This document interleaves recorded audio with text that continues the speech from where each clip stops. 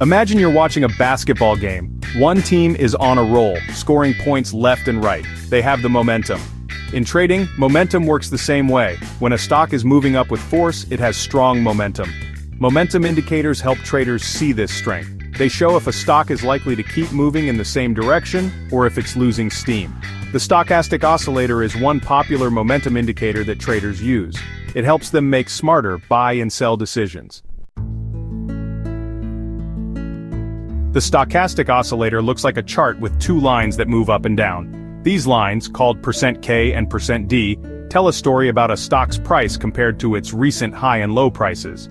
Think of it like a race car. The %K line is the speedy car, reacting quickly to every price change.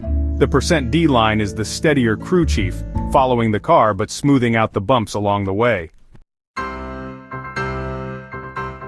Don't worry, you don't need to be a math whiz to understand this.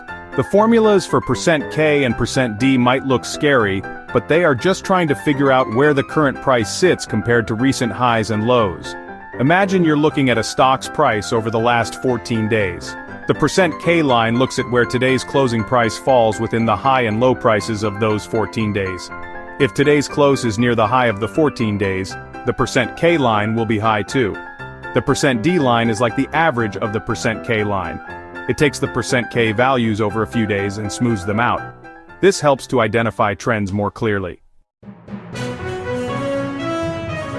The stochastic oscillator usually moves between 0 and 100. Think of it like a gas tank. When the lines are above 80, the stock is considered overbought. This means it might be running out of steam soon, like a car low on fuel. When the lines are below 20, the stock is oversold. This means it might be a good time to buy, like filling up your tank when gas is cheap. So, traders use the stochastic oscillator in a few different ways. First, there's the overbought and oversold approach. When the lines go above 80, that's considered overbought, and when they dip below 20, that's oversold. In these zones, traders often look for potential buy or sell signals. Another method is called divergence. Sometimes you'll see the stock price making a new high, but the stochastic oscillator doesn't follow. This is what's known as divergence, and it can actually signal a possible trend reversal. And then, there's the %K and %D crossover technique. When the faster %K line crosses above the slower %D line, it can be a buy signal. On the flip side, a sell signal happens when the %K line crosses below the %D line. Let's say you're watching a stock called Tech Company. It's been on quite a tear lately. You pull up your stochastic oscillator and notice that the lines are above 80. This tells you Tech Company might be overbought. The next day, the stock price makes a new high, but the stochastic oscillator makes a lower high. This kind of divergence could be a sign that the upward momentum is weakening, so you decide to sell your Tech Company shares and lock in some profits. Like any tool, the stochastic oscillator has its strengths and weaknesses. So, let's break it down. First, the pros. It's easy to understand. Even beginner traders can grasp the basic concepts. It signals potential reversals, helping traders spot overbought and oversold conditions.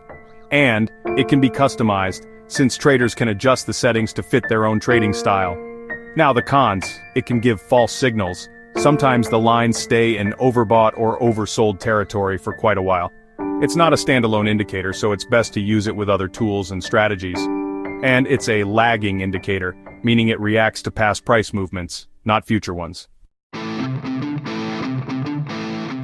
The RSI, or Relative Strength Index, is another popular momentum indicator. It's kind of like the stochastic oscillator's cousin. Both indicators try to spot overbought and oversold conditions, but they actually calculate things differently. The RSI focuses on the magnitude of recent price changes, while the stochastic oscillator looks at the relationship between the closing price and the high or low range. Both can be helpful tools, but traders often prefer one over the other based on their own trading style.